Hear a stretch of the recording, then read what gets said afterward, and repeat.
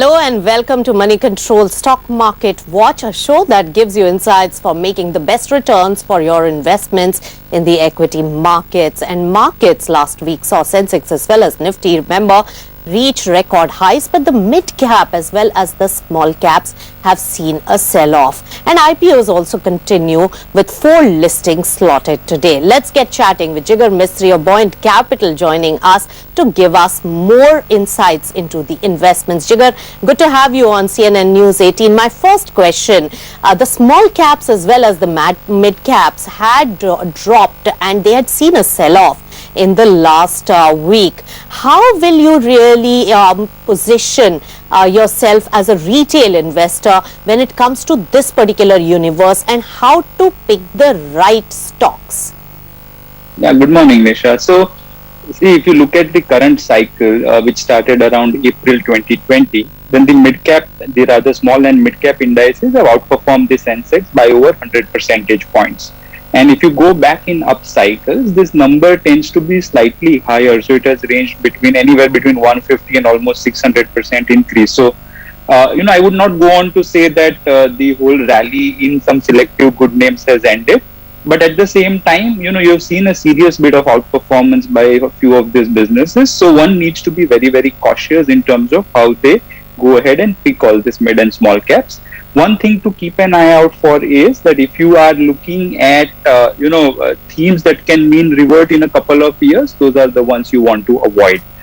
In the fund that we run, there are a few interesting small and mid caps that we have, the likes of Pokarna, eClerx, SIS, Ramkrishna Forging, I would say. So we are selective. The ratio used to be much higher around August, September, but we have pruned it down over the course of the last 2 months.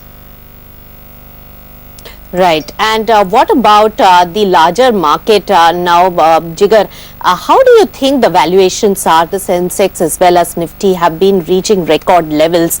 For retail investors who want to invest their hard-earned money into the equity markets, do you think at these valuations they can enter, and where?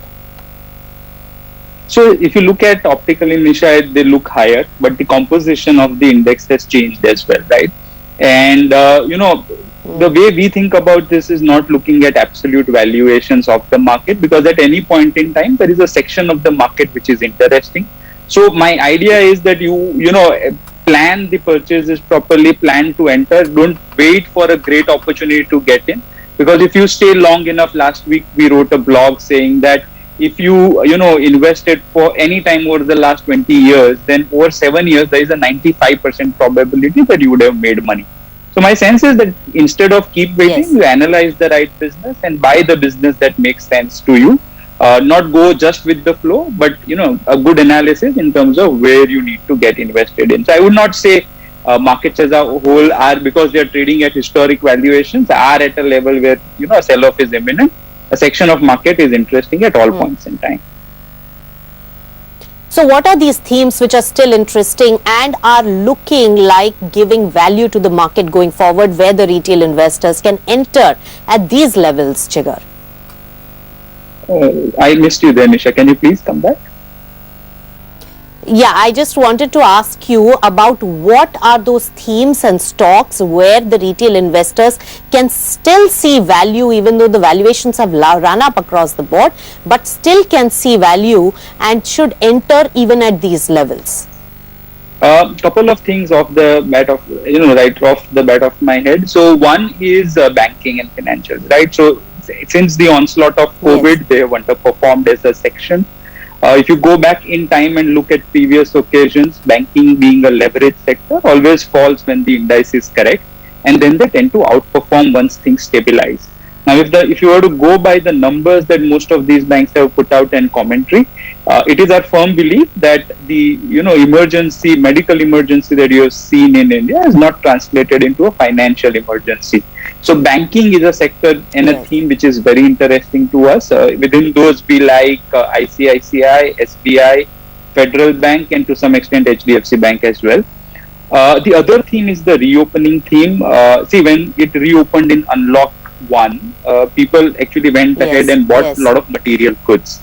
In the second time around, we think it will be a return of experience spending. So people will go out and eat more, Yes. drink more, go to the movies or travel more. So, within that space, anybody has a preference for something, eateries, brewery stocks or spirit stocks, traveling stocks, hotel stocks. The one that we have are IRCTC. We also have United Spirits, and Pokarna to a certain extent also opens up a theme on global re-emergence. All right. So the theme of unlocking and how those companies will benefit as opening up happens and recovery takes place. So that's an important point. But any particular themes and stocks which have already run up, or you think that the dynamics are changing and the retail investors should avoid Jigar at this point?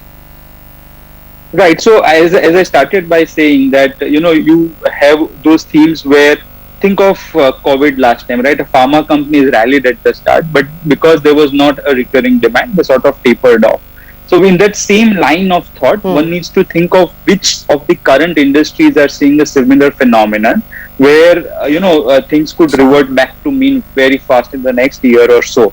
We would say, two-wheeler space is fairly there, with until clarity emerges on electric vehicles. We would not like to own that space. Yes. Also, to a certain extent, mid-cap IT select stocks where they have started trading at, multiple of sales, and that some of those businesses we do not understand completely trading at 13, 15 times sales.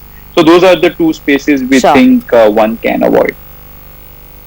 All right, very important and good insights coming from you, Jigar, on where the retail investors can put their hard-earned money to get returns. Thank you so much for joining us right here. And with that, I'll hand it over to my colleague Anshuman in the studios in CNN News 18.